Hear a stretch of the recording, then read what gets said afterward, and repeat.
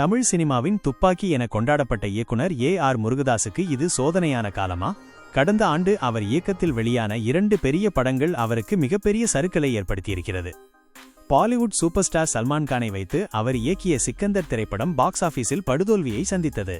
அதே நேரத்தில் தமிழில் அவர் இயக்கத்தில் வெளியான மதராசி படமும் ரசிகர்களிடம் எடுபடாமல் தோல்வியடைந்தது.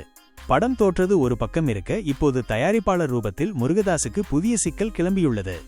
மதராசி படத்தின் தயாரிப்பாளர் இயக்குனர் சங்கம் மற்றும் தயாரிப்பாளர் சங்கத்தில் ஒரு பரபரப்பு புகாரை அளித்துள்ளார். அதில் முதலில் 115 கோடி பட்ஜெட்டில் படத்தை முடிப்பதாக கூறிய முருகதாஸ் இறுதியில் 170 கோடி வரை செலவு வைத்துவிட்டார் என குற்றம் சாட்டியுள்ளார். அவர் சரியாக திட்டமிடாததும் ஒரே நேரத்தில் ஹிந்தியில் சிக்கந்தர் படத்தை இயக்கியதுமே இந்த நஷ்டத்திற்கு காரணம் என குறிப்பிட்டுள்ளார். மேலும் இதற்காக முருகதாஸ் 10 கோடி ரூபாய் நஷ்டஈடு வழங்க வேண்டும் எனவும் அவர் போர்க்கொடி தூக்கியுள்ளார். இந்த விவகாரம் தொடர்பாக நடந்த பேச்சுவார்த்தையின் இறுதியில் ஒரு முக்கிய ஒப்பந்தம் போடப்பட்டுள்ளது.